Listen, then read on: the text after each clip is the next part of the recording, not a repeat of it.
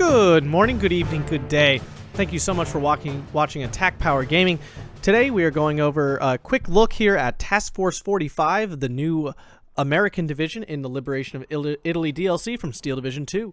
If you enjoy this content, please consider dropping a like and subscribing for more of this content.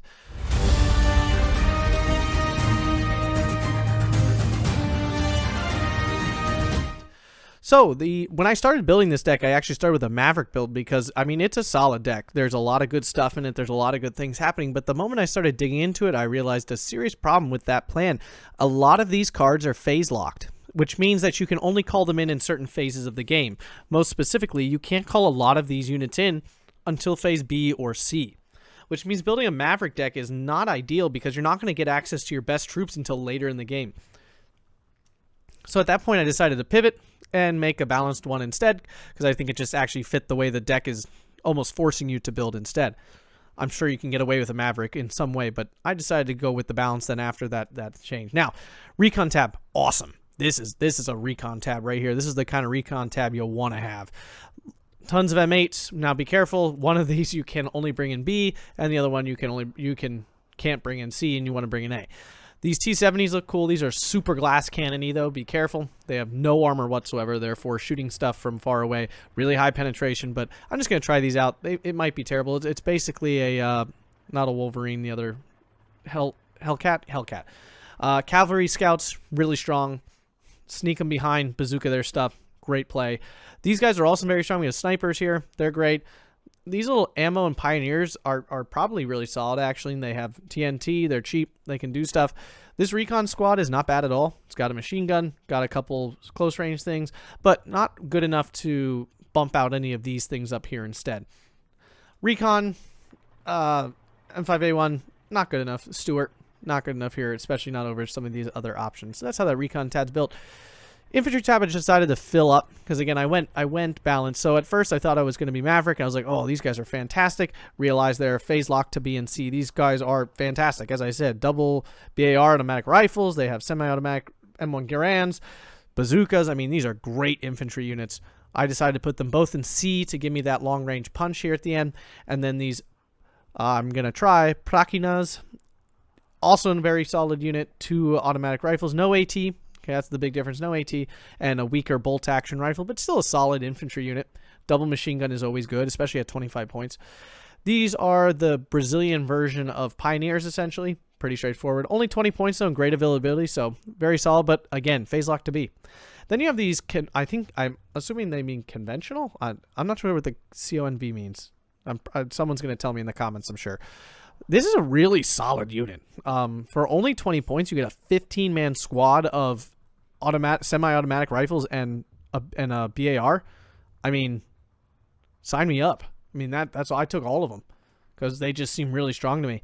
I took both cards in A. That's all my A infantry because you can't get many. The only A infantry you ever have are these engineers, these gunners, and these other British versions where they just have bolt-action rifles. Why would you take these instead?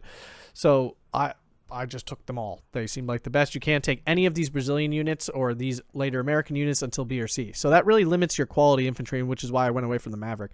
Tanks, Shermans, all the Shermans, lots of Shermans. Take them with 1 vet, makes them better. You don't need more than 24 tanks. If you lose 24 tanks in a game, having 10 more is not going to solve your problems. I can tell you that right now. Support, it's an okay support tab. It's kind of lackluster. Lots of heavy machine guns. Couple long-range HE choices, commander, supply, usual thing. Anti-tank, this is a tough tab, actually. All of it is phase-locked, essentially. Even the bazookas are all phase-locked into B. All your anti-tank guns, your towed ones here, your AT guns, phase-locked. That makes this actually really tricky. The only thing you can get is this destroyer here. There's M10A1 destroyer. These are not great. I have never actually had very much success with them. They're glass cannons. They die really easily, but that's it. That's all you get. So this is kind of I built with what was given. Don't love that tab. Really huge AA tab. I mean, you get a lot of stuff. I mean, it's not a lot of variety, but you get these new 90mm guns. These are really strong. They will function really good as AP weapons, which is why I took a card in A, because they can function as an AT gun. Really strong, 2,000 meters. I mean, this will kill tanks, that's for sure. Then you get your Bofors, your M16s and M15s, which are very similar weapons. And, well, no, I shouldn't say very soon. M16s are all Brownings. This one, I don't actually think these are very strong because their range is so short. I mean, they'll suppress something really fast when they get in the range, but they won't stop a heavy bomber or something. So I would always lean towards the M15 if you're going to go that direction. I don't love these. I just don't think they function as well as the Bofors, personally.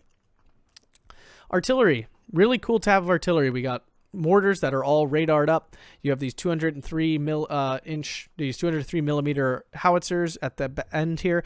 Big problem though, you cannot bring munitions in with this artillery piece. So just be aware, you have to bring some sort of, I mean, you need it for your mortars anyway, but you need ammo. And I would almost consider taking another card if you're really going to go deep on these 203 millimeters. And they're strong, but you need ammo and you can't bring it in. So be careful. Air tab. Solid American air tab. You get your P-51s here, your Mitchell bombers. There's some P-47s and P-51 bombers. I couldn't fit them in. I had spent a lot on the infantry tab because I really wanted to fill that up and use those really strong infantry. So this is how I built Task Force 45. Went with the balance here. Hope you enjoyed this content. If you did, like and subscribe for more Steel Division 2 content. Have a great day.